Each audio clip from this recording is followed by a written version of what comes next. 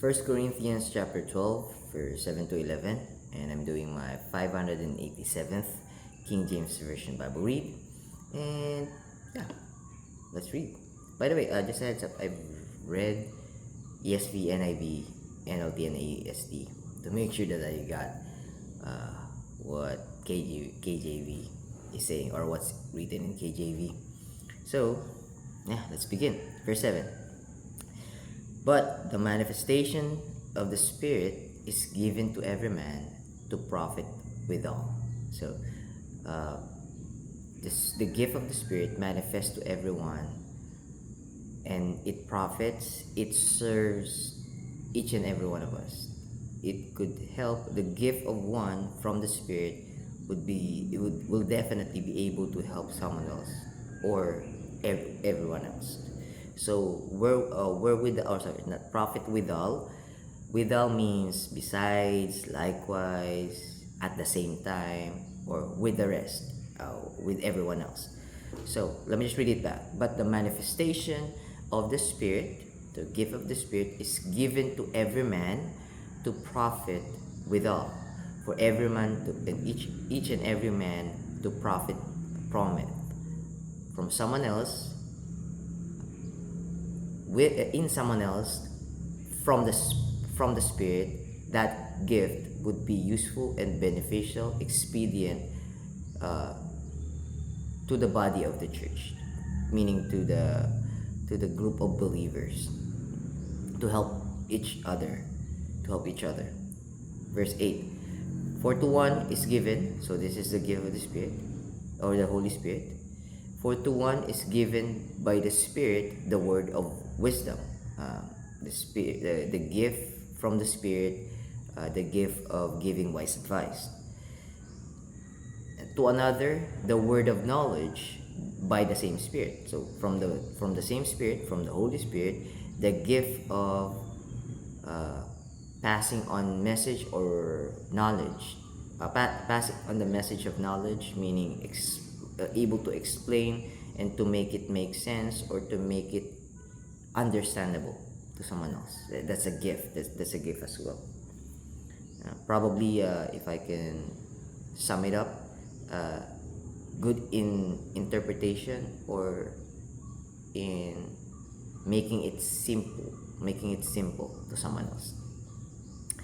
Verse 9. To another, faith by the same Spirit. So deep faith that is visible from someone else, coming from the Holy Spirit. So the Holy Spirit's gift is for that person to understand the value of his faith or her faith, and he's standing by it no matter what. That's not coming from different translations. So another faith by the same Spirit. To another faith. So the gift of the Spirit is faith, great faith, deep faith, strong faith by the Spirit, by the same Spirit. So let me just read it back. To another, faith by the same Spirit. To another, the gifts of healing. That's easy to understand. By the same Spirit. So coming from the Holy Spirit, the gift of the Spirit, healing, can heal someone else. Verse 10. To another, the working of miracles, can do miracles from the Spirit, gift of the Spirit. To another, prophecy or prophesying, able to prophesy, and the gift of prophecy. To another, discerning of spirit, understanding, knowing, and testing the spirit if it's of God, or if it's coming from a different spirit. This is coming from NLT, if I could remember it correctly. So to another, prophecy. To another, discerning of spirits, meaning knowing if it's of God or if it's of a different spirit. If it's a different spirit, spirit of Satan, spirit of the devil, the devil's spirit. To another, discerning of spirits. To another, diverse kind of tongues, able to speak on a different language, a language that didn't study, or they didn't learn from school or from studying by themselves. And also, if we're talking about Acts chapter 2, I have a different translation or interpretation there, and different interpretation or different understanding. Apostle Peter, Cephas spoke. The reason why I have a different understanding with that chapter is because this is the acts in Pentecost, or what happened in Pentecost when Apostle Peter or Cephas preached the word. The people around there is diverse, coming from different nations. So when I read that, I was thinking, or it came to me, that Apostle Peter or Cephas, is speaking. It's either Koine Greek or Hebrew, but they are understanding what he's saying in their own language. The reason why, because he's not saying it to him. He's saying it to, as he's presenting it to a group, not to a specific person, one at a time. No, he's actually sharing the good news of God to every one of them at the same time, but they hearing their own language coming out from Peter's mouth, Apostle Peter's mouth. So I was thinking, he's not actually saying the language of each of every one of those people who's listening to him, but he's speaking the language that he knows, but they are receiving it from their own language. That's what I get from there. But either way, it's just a minor thing. That's not the major. But the thing is, if you could speak in tongue, meaning on a different language, not abalama, you're not speaking in tongues if you're not speaking a language, or you're just creating a language. Tongues means different language. It could be a language that you've understand, that you've studied, and now you're using it to speak to a person on that specific language, or you're speaking it not knowing or unknowingly, and they are able to understand what you're saying. Now, there's an actual requirements in speaking of tongues. Speaking of tongues needs someone to interpret it, because how could someone know? How could the listeners know if you're just uttering bubbling words or gibberish words if no one could understand it? Why? Why are you doing that? To edify yourself? Oh, I can do this. No. Speaking in tongues has a purpose for the person who doesn't know your language to be able to understand what you're telling them, what you're preaching them, what you're sharing to them, the good news of God. How can you speak in tongue knowing that they couldn't understand it, and you're saying you're sharing the word of God? You're just creating confusion, distortion of the knowledge, or of the information, or the message of God. Anyways, so verse 10, to another the working of miracles, to another prophesying, to another discerning of spirits, to another different kinds of tongues, meaning different language, able to speak in different language. Again, if you read Acts chapter 2, Apostle Paul is speaking to a group of people. Actually, 3,000 has been baptized after that. So he's not speaking a different language to each and every one. He's speaking to all of them. It just so happened they are able to understand what he's saying. That's speaking in tongue. Or it could be you are able to speak in their own language so they could understand what you are relaying to them, which is the good news of God, if you're sharing the good news of God.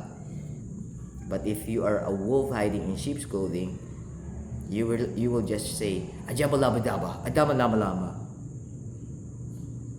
speaking in tongues, adabalama, ashamalama,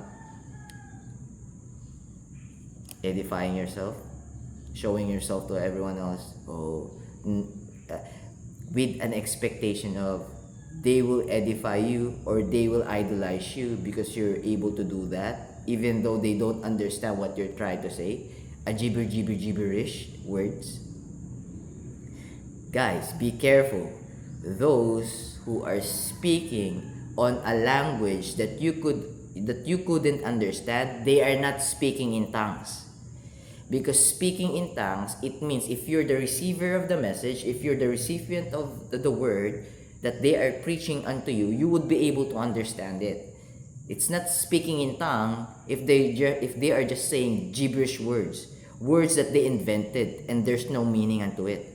There's no even Tagalog meaning unto it. There's no English meaning unto it even. So be careful. But the gift of the Spirit is speaking in tongue. That's one of it. That's one of the gift of the Spirit. If you are able to speak in tongue, God will be able to utilize you to reach out those people who couldn't understand your native tongue. That's the reason of it. Now, aside from that, so to another discerning of spirits, to another diverse kinds of tongues, now there's another gift of the Spirit. To another, the interpretation of tongues. Now, no one can interpret a gibberish words coming from Satan, because God will not help to interpret that.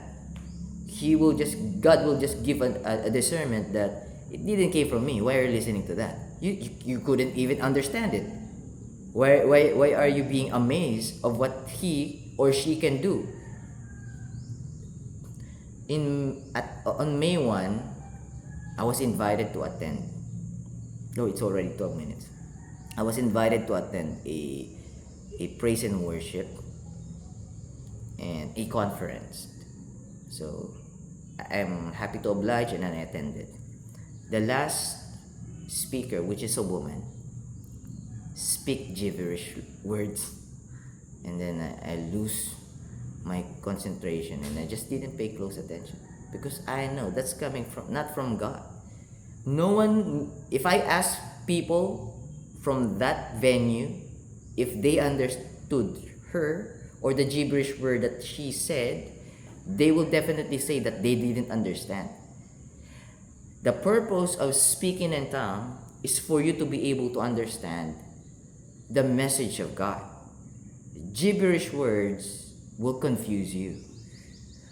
In the same manner, you should run away from those type of people. Why? Because you couldn't understand what they're trying to tell you. There's no wisdom, there's no knowledge from that. It's just a self-edification, showing off. It's just a showing off that I can do this, right? You cannot understand, right? I am gifted. Really? Anyways, already 30 minutes. I think you know what I am trying to say. To another, diverse kind of tongues. To another, the interpretation of tongues. If no one can interpret what the speaker or what the woman preacher or even a man preacher on the pulpit are saying, and no one can understand it, that's not a speaking of tongue. And speaking in tongue, sorry. That's not speaking in tongue. Alright, last verse. But all these worketh that one and the self same Spirit. All these things, these works, these gifts coming from the Holy Spirit, dividing to every man severally as he will, distributing each gift to each one as he wills it, according to his will, according to his design, according to the purpose the Holy Spirit is given to each and every one of us. Alright, so already 14 minutes, getting to 15 minutes. And that's verse 7 to 11. I'm hoping that you got something from it. If not, just read it again. God bless you guys. Keep safe. I keep on looking on the time. God bless you guys. Keep safe. I'll be seeing you tomorrow. Bye for now.